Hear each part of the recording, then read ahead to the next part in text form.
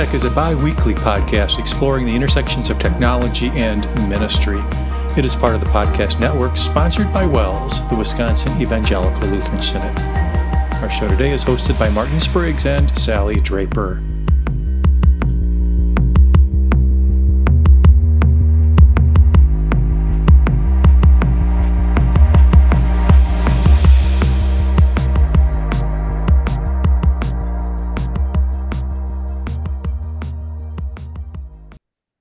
Welcome back to WELSTech, everybody. This is episode 701, recorded on February 24th, 2023.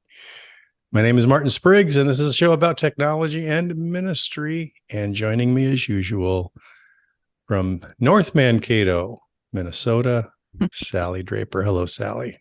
Hi, Martin. Site of the latest blizzard. Happy place here. It's very wide outside. Yeah.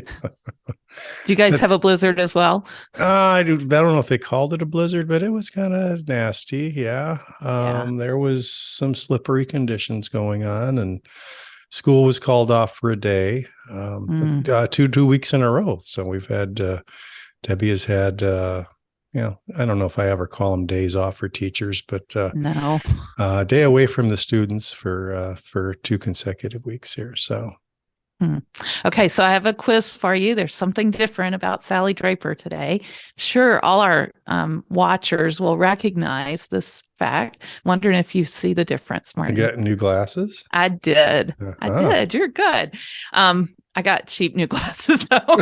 I think they're cool. But the thing is, my glasses that I have, my regular glasses, are trifocals. So I'm constantly trying to look at this computer screen through one little line of those glasses. And I gave up and bought some glasses that are 100% computer screen distance. I don't know if anybody else has those problems, but I can see things and I don't have to crane my neck to do it. Okay. So are you going to keep the other pair as well? I can't see far away at all. It's kind of like that. That portrait thing where you're focused on one thing and everything else around is blurry. That's what my world looks like around me. But my computer screen looks nice and clear. So I'm a happy girl. I've got new glasses coming as well. So I'll have to test you then as well. Okay. I'll be paying attention. That's right. That's always kind of I think it's as you get older, and those of us that are older recognize that, boy, it takes a longer and longer time at the optometrist's office to tweak things right, and there's always compromises. So this is one that you decided to make, and that makes sense for the amount of time that you sit in front of a computer screen too. They look nice. I can't quite tell on the camera, but they have a little bit of a purplish. They're colorful. Okay, nice. So yeah, you've earned it. So nice. Good on you. Yeah. All right. So now you can read all those tough names, and it doesn't help me at all with that. I'll still struggle. All right. We are going to. We actually had the pleasure of interviewing one of our coworkers this past week, and we decided to dedicate a show to e-news or e-newsletters. The one thing that kind of led us down that path was why I'm still teaching a course on enhancing ministry with technology. And we had a whole unit or whole week focused on e-newsletters, because it's still one of maybe the primary ways to deliver content in a congregation or school. I can't think of very many congregations who don't use some kind of e-newsletter to get the word out to their folks.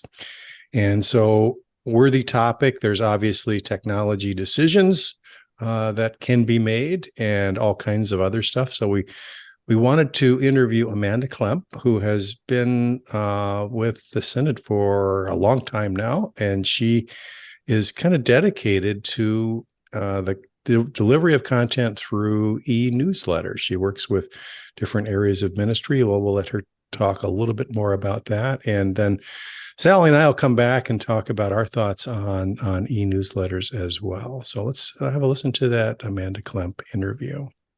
We are happy to welcome to WELSTech today Amanda Klemp. Amanda's our coworker at the Center for Mission and Ministry. She is an editorial product project manager for our communication services office. Welcome, Amanda. Hi, thanks for having me. And I think you should add to your title e-news guru, because that's why we have you today. Excited to talk about it. Editorial projects manager kind of just captures, any content that leaves the Synod building, no matter what vehicle. A lot of times I have my hands on it in some way, shape, or form. And we are so thankful for that, because I'm going to tell you, techies are usually number people, not content oriented. So yeah. We would love it if you'd spend just a few minutes and introduce yourself to our audience. Just tell us a little bit about who Amanda is. Sure. I have been working for the Synod now. It'll be 12 years this year, which I cannot believe. Time flies when you're having fun, I guess. Mm-hmm. So I started about 12 years ago. And at that point, a lot of my focus was website driven, like web content. But, even in the last decade, that whole world has evolved. So now I do a lot of more just general communications. If someone in the Synod needs to say it or share it, I'm there to support that. I have been working remotely for about 6.5 years now. We moved to Iowa about 6.5 years ago for my husband's job. So it's been working okay to be remote. We live in eastern Iowa, so it's actually not too far away from the CMM. Mm-hmm. We're members at St. Peter's, Savannah, Illinois. So we actually cross the river every Sunday for church. Just a little tiny rural congregation. But the bald eagles are migrating, and it's not uncommon to see 20 to 40 bald eagles as we cross that river. Wow. Nice. Yeah, it's really it's really neat. Lifelong WELS member, and happy to put my communications degree to use. Excellent. Helping people learn about what WELS does for ministry. Prior to this, I spent about 6 years in publishing, doing editorial and magazine publishing. So, and migrating. Experience. Amanda, give us a little bit of behind the scenes, so to speak. Pull the curtain back a little bit on WELS communications, especially the e-news part. Maybe best way to do that is to give us a little bit of what's a day in the life of Amanda Clem? A lot of proofing, Martin. Oh, really? Okay. A lot of proofing. So we have, I think, we have about 10 newsletters that go out on a regular basis, I think. And that's not counting the devotions. Mm-hmm. So that is... we have our official Synod newsletter that's Together, wels.net/subscribe. Please subscribe to Together.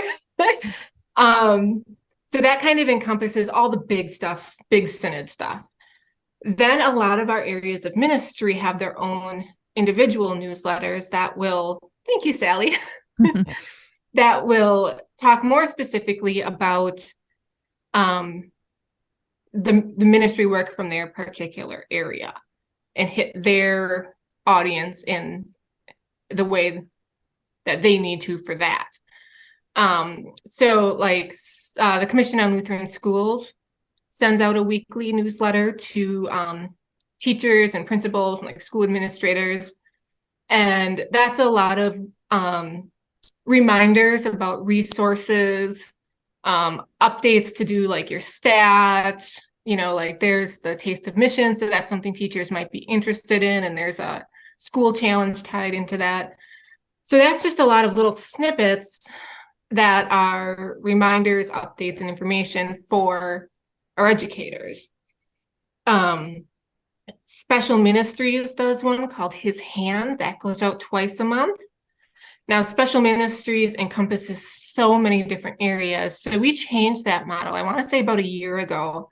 Instead of doing a twice a year newsletter, we do a twice a month story so that more regularly the ministries can be put in front of their audience. And their audience are people who use the ministries or who support the ministries. There's the missions blog that goes out once a week, and that's usually a really interesting story from the mission field. So it's like one missionary writing, about something that happened in their mission field. And that goes to people who are interested in WELS missions.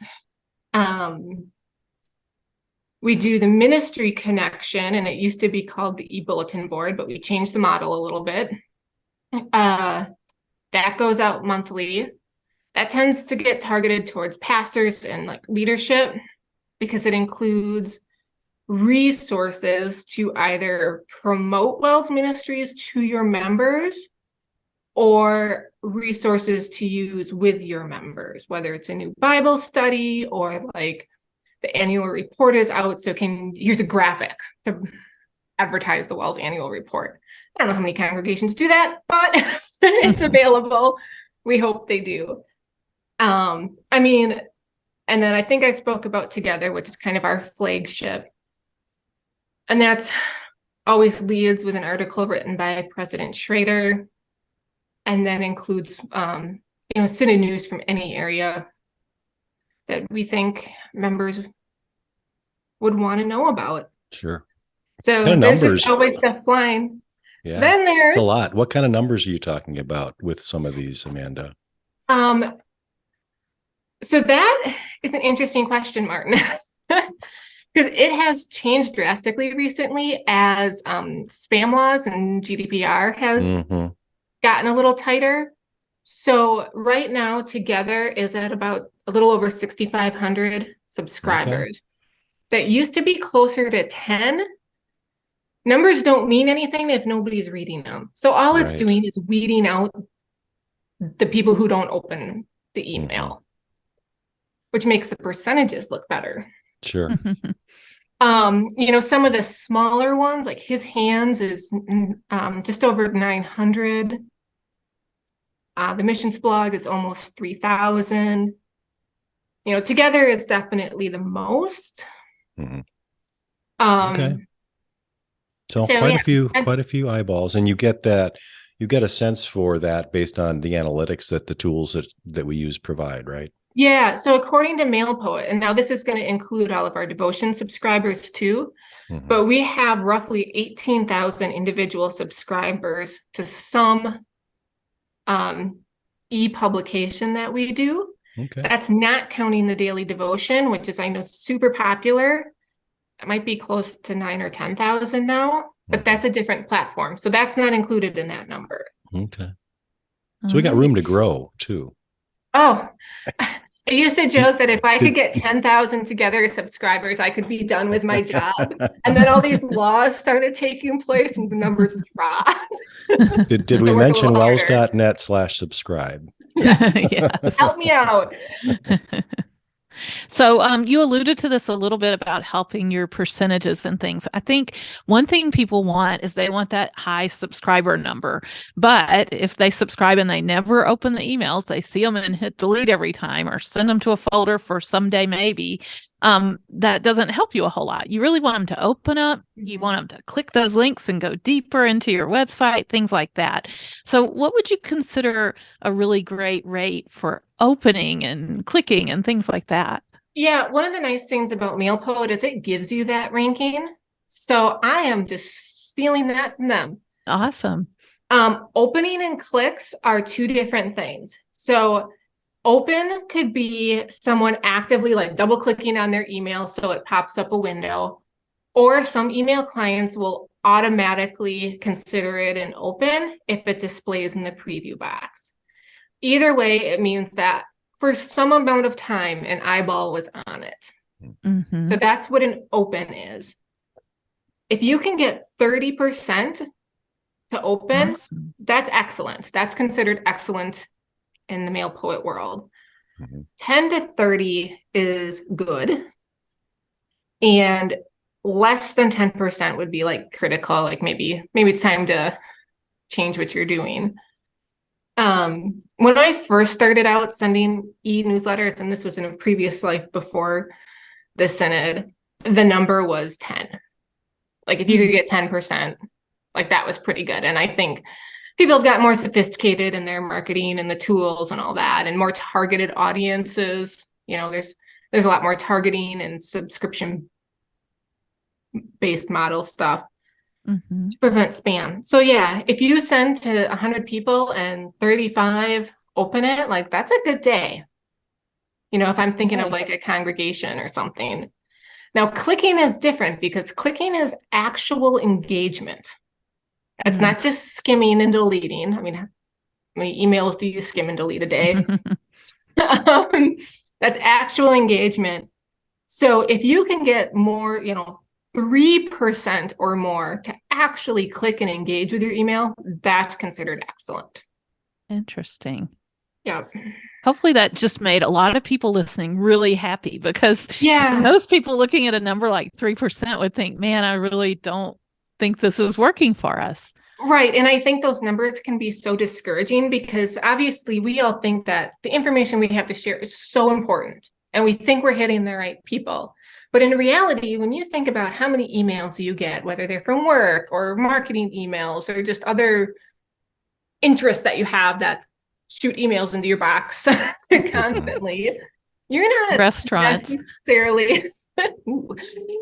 necessarily like engaging with every single one of them. It makes subject line important.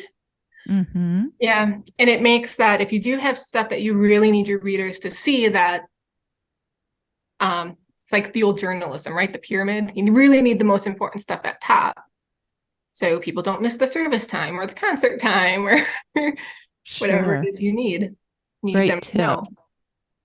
Great tip.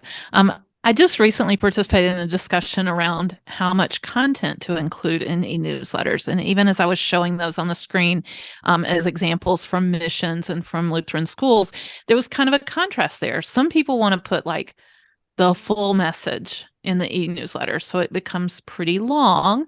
Some people give you 1.5 sentences and a button to click to go read it on their website. Which one is right? Either or, both and? Either or. I think it depends on what you're doing.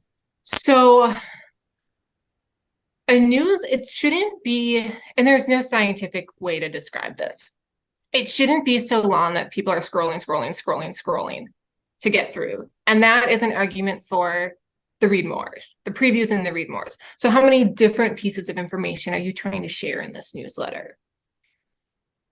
I'm going to use the missions blog in the His Hands blog now kind of model we're doing as an example. The mission of those two e-newsletters is to get a story, one highlight in front of people. So we want them to read that story. We include the full post. And then usually at the bottom, there's a couple other little like, hey, you should also know this type of things. Together, we do the read more because we often have multiple stories. Right. Together is another good example. Like, I want people to visit WELS.net. Right. I want them to click on a story, visit the website, look around, find out what we're doing, maybe, find something that edifies their faith that day.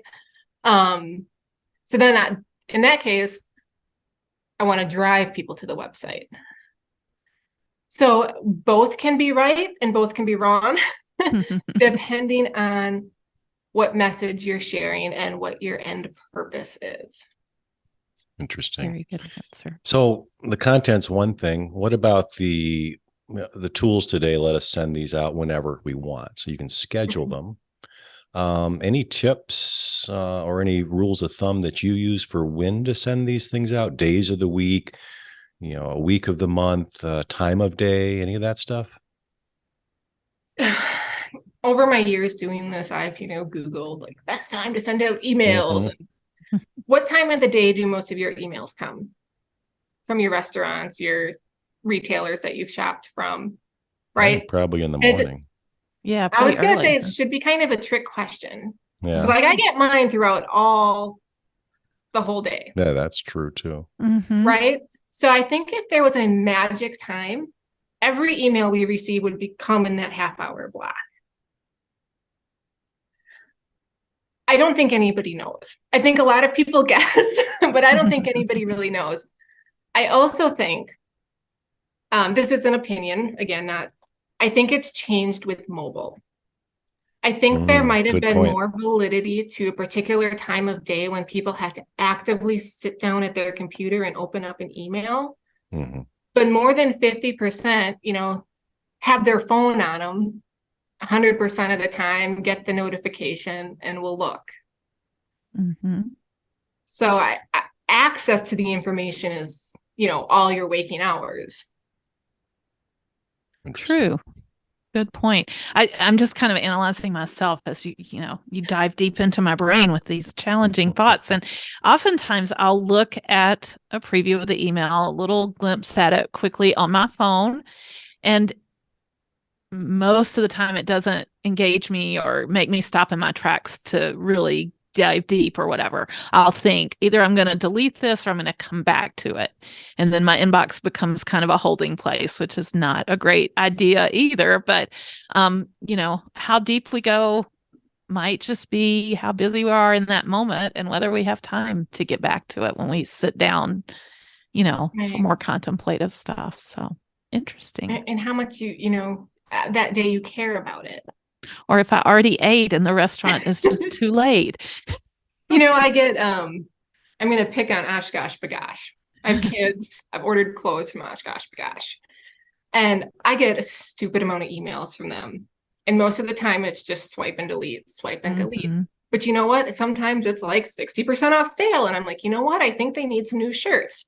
And then it's like, depends on what you need that day, right? And you hate to unsubscribe for those moments. Like, because I'm willing to delete because I know eventually it's going to... 3 kids to dress. I need the sale, right? Exactly. There's probably a delicate balance on the number of times you can hit somebody's inbox too. So you have to be sensitive to that. Yeah, right. Between... like being relevant and being a nuisance. It's, kind of, there's a line there. And I wish there was a magic number to tell people, but again, it really depends on what you're doing.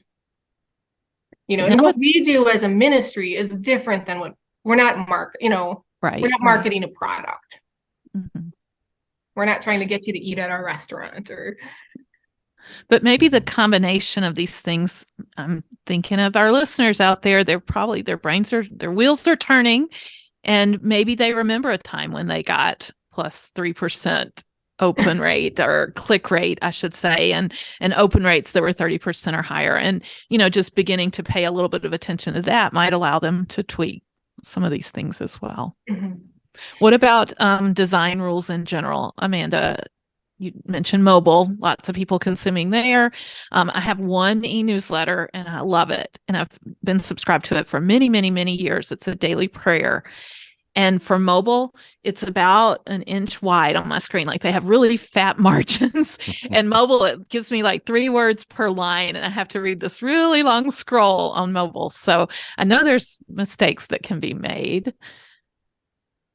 Yeah, mobile. I tried to, okay. So we were able to find, my coworker Sarah helped me look up some stats. We believe that about 55% of our WELS users access their emails from us on a mobile device or tablet. I tried to do just like general research. And, and I'd find one website that had some numbers, and I'm a nerd, so I wanted to corroborate those numbers. And it was hard to find exact, but I think it's really safe to say that you have to assume over 50% of your audience is accessing your email on a phone. And the younger you get, that's going to exponentially go up. Outside of work hours, personally, I never look at an actual computer. Yeah. And many of those people aren't even using email or checking email. They're on other platforms that they're consuming their content, whether that's Twitter, Facebook, Snapchat, those kinds of things too. So design, yes, mobile friendly. All the main tools, major tools have mobile friendly options. that's not actually really my area, but I feel pretty confident. Julie Duran usually sets that stuff up, but I feel pretty confident saying that. One other readable font, as I wanted to mention. So you have, black or dark gray, nothing weird. Just an easy to read, large enough or responsive font. Yeah. And then the other thing that bears mentioning is not every image you find on Google is yours to use. So it is very important that whatever image you use, you make sure you have the rights to use. We do run into that sometimes where, it's so easy to screenshot an image off of a Google image search or something, but that's not necessarily legal. So I have seen images with like watermarks on them. Not a good idea. Not cool. And I think, again, this isn't totally my department, but I think there are sites like stock image sites out there that, cater to more religious based things and are either free or pretty low cost. Creation Swap comes to mind. Okay. Actual pictures of your people, your organization, your activities, and that's really where it's at. If you're able to have those. Excellent. Any other closing tips for us or ideas for e-newsletters? Ideas for e-newsletters. How long do you have, Sally? I think because the content of it is kind of my world. So, you can have, whether it's a newsletter, that's what we're talking about today, but website, social media account, whatever it is, newsletters for the sake of today's conversation. Having and sending a newsletter is not the same as sharing helpful and useful information. So having the tool is one thing, and there's a lot of good tools out there, but making sure that you know who you're hitting and what you need them to know is super important. As your audience, if it's parents from a school, they need to know school activities and classroom happenings and stuff. If it's a congregation, they need to know when the Bible classes are, when the next fellowship hour is, who the ushers are. There's important information you need to share with your audience. So you got to know what that is. And if you can engage them with that important information, they're more likely to see it. And Amanda, I think just reading the content of your newsletters, it seems like the gold standard is kind of tell an interesting story, right? That seems to be a majority of what we read, and that's great, right? And sometimes, you have to, hopefully get the attention with this story. We just had the leadership conference, and that's a good example. So, all the togethers and ministry connections and lots of our communication tools shared information about the upcoming leadership conference before that happened. I don't know how many of our subscribers would have opened an email just for that information, but we were able to get it in front of people because we had other stories they were interested in reading. Good point. It was really wonderful event. Yes, it was. Definitely. Well, thank you so much for taking time to speak with us today. And I'll just thank you on behalf of all of our listeners, because I know this has got the wheels turning, like I said earlier. So good information. We appreciate your work very much, and blessings on the continuation of that work. All right. Well, thank you very much, guys. Thanks, Amanda. Have a good day. Thank you, Amanda, for taking the time with us. The work that she does with the areas of ministry, I know they all find super invaluable because they're thirsty to get this information out, and she does such a great job at kind of making sense of all that and delivering that. Yeah, I don't know about you, Martin, but I'm a huge fan of wells.net/subscribe. I get a whole bunch of those e-newsletters in my personal box at home. And I always enjoy the stories. Like she said, I think that they're very engaging and they make me feel more a part of the ministry that's happening out there. So I love it when the newsletters come with the different stories and things. I think they're onto something good there. Yeah. You can tell that there's a person behind these because there's some cohesion, some sameness, some comfortableness. When you open one, that it's from a WELS organization, and the mission is the same, throughout all of them, sharing the gospel, regardless of the area of ministry. And Amanda does a nice job at making all that make sense for us. And we've got some great tools. I know it's a kind of a constant challenge to stay up with the evolving challenges around e-news with spam filters and those kinds of things that get in the way between us and getting the news out. And I'm sure congregations and schools fight the same battles. But the tools there, and the cost is actually not a barrier really for most of our circumstances. Most of our churches and schools can do most of this for free. Yeah, very exciting. A couple of follow-up links from Amanda's interview. We wanted to link to this blog post. I think you actually found this, Martin. Marketer Milk, 10 best newsletter platforms for content creators in 2023. So big ones, kind of come to top of mind for me, or like MailChimp and Constant Contact, but there are options out there. And this kind of dives into different things about them and, covers all those big names that are out there.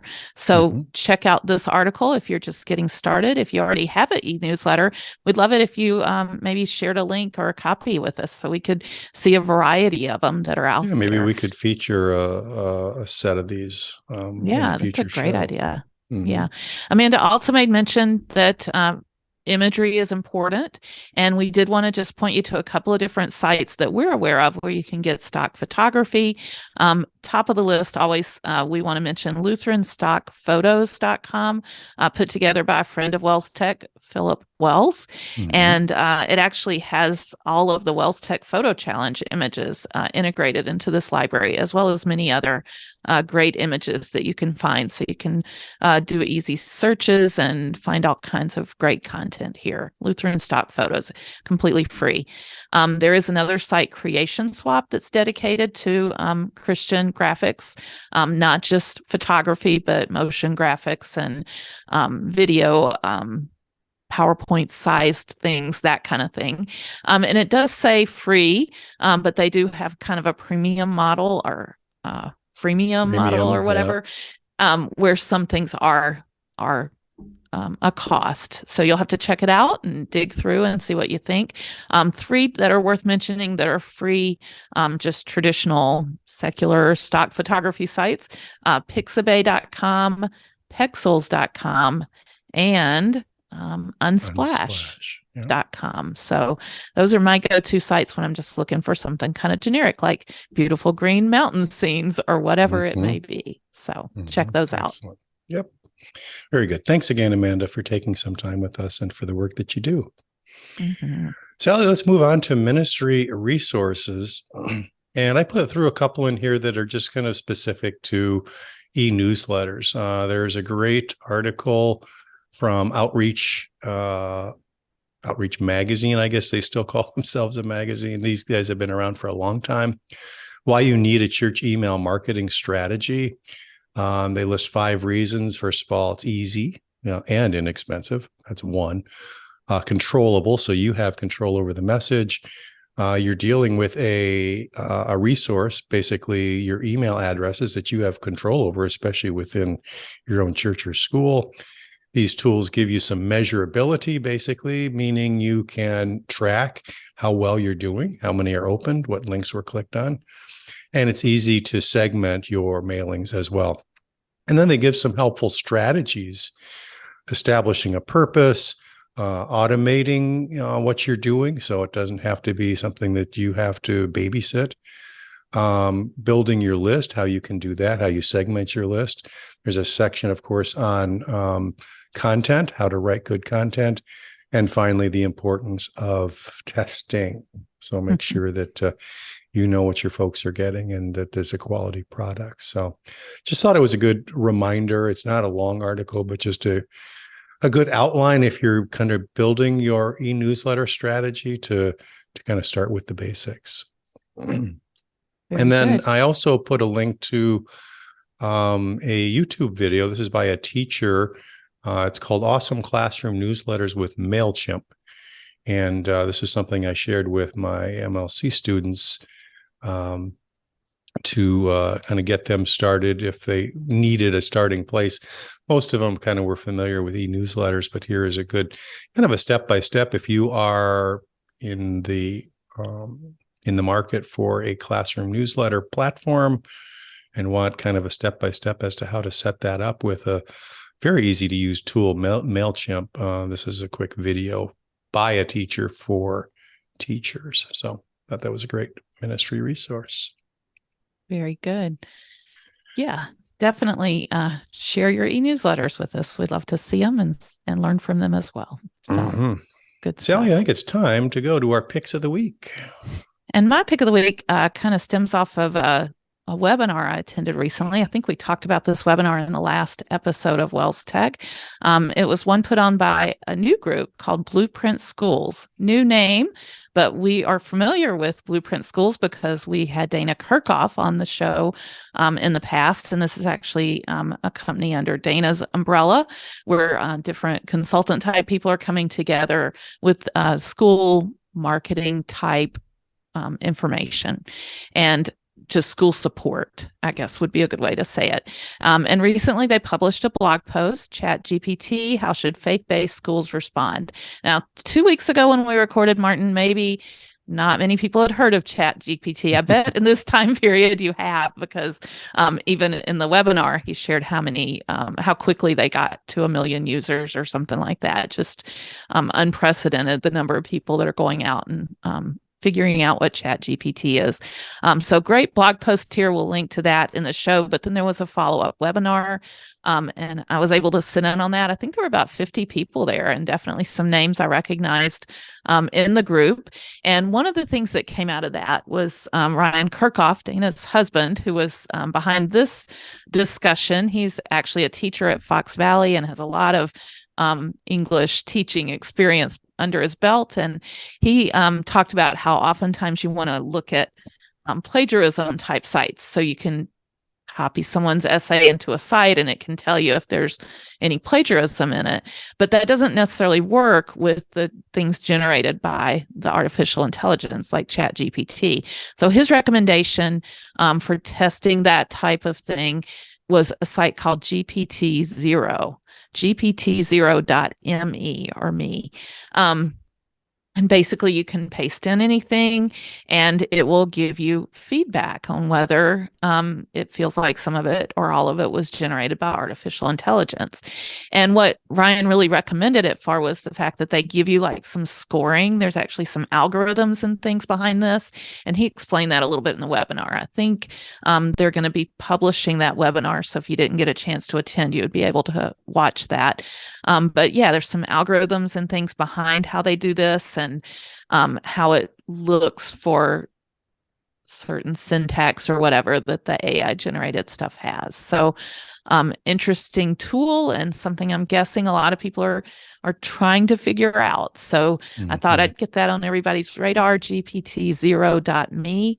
And yeah, should check out for artificial intelligence stuff. Yeah, great resource, free to use, and looks like super simple to use. There's almost nothing on the page. You just plug in the content, you press a button, and you get results. So nice. Yeah, and I have not had a chance. You sent me the link to that, and I couldn't attend the webinar in person, but it is available to people who want to view it. Yeah, I think they're going to be releasing it, and so okay. I believe they said maybe this week or early next week. Okay. So it should be out there soon. Pass that along when we can. All right. My pick, or more a tip of the week, is actually something that is now available for, PC users, Mac users only. Mhm. If you have an iPhone, a late model iPhone, I think anything past the XR/11, iPhone 11 model, so that's the last 3 years or so, Mhm. and a Mac that is running the latest operating system, Ventura, you can take advantage of something called the iPhone continuity camera. Basically, it allows you to use your iPhone's camera as a webcam. Those of you that are watching the show today, I'm using that right now. So my Huh. iPhone is propped above my monitor on a little stand, and it can connect to your laptop either via Wi-Fi or cable. So that's kind of cool. You select it like any other camera. So we're using Zoom to record this, and Zoom sees that I have this iPhone camera that it can use, as well as the built-in webcam, which is kind of lousy on Macs. It's only 720p and it's pretty low resolution. But it brings it up, and what it does is it allows you to use kind of all the neat features that are available with an iPhone camera. So there are a number of things that you can set, including studio lighting, portrait lighting, that center stage feature. Some of you have maybe seen that, where if you're moving in the frame, it'll follow you. You can turn all of those on or off. Another feature is something called desk view. So if you've got your iPhone camera mounted above your monitor, it'll actually show what's on your desk. So if you want to demonstrate something, so I can imagine art teachers or other people trying to demonstrate stuff, you can use this for that purpose as well. So that's kind of cool. You can also leverage the microphone that's in your iPhone, which includes a couple of different modes: voice isolation, or wide spectrum, they call it. So it captures everything around, including music and background noise. You can pause it, turn it on and off. You can answer phone calls, which pauses the video and then comes back when you're done answering the phone. So just something that comes free for the ride. You don't have to pay for this if you've got the appropriate equipment. And I have really found, and maybe if you're looking at our video today, maybe noticed I'm a little sharper than normal, because I don't know if that's good or bad, but the iPhone camera is a much better experience than most webcams. And I had a pretty decent webcam that I was using before, a Logitech 920, which is kind of the webcam standard. But the iPhone camera kind of puts that to shame. So does nice lighting. I think it's a crystal clear image. And I've been using this for a couple of weeks now, and really had no failures with it at all. It always comes up, and it's always clean and crisp and very reliable. So that's my tip of the week.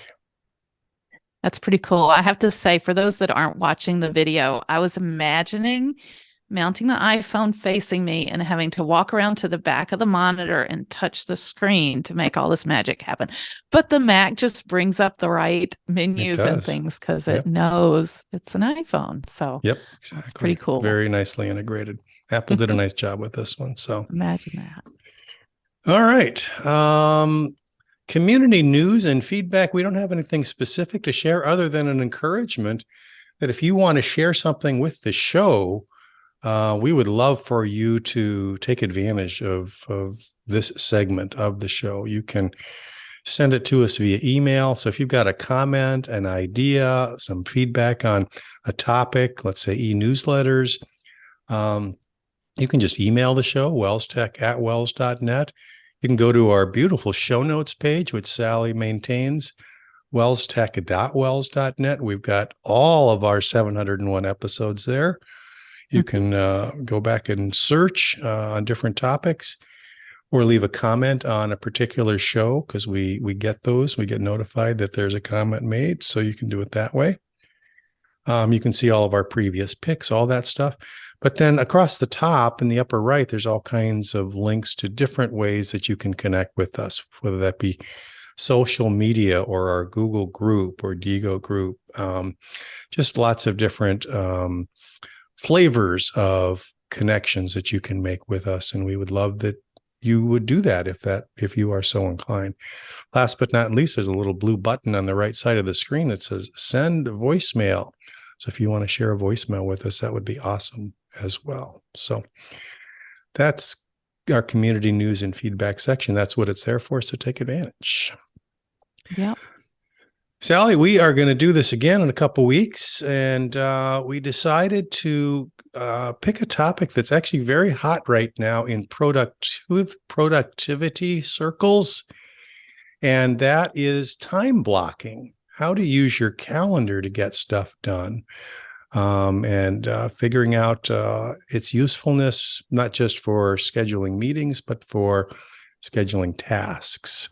So you're going to want to tune in next time for that, and I'm looking forward to that conversation.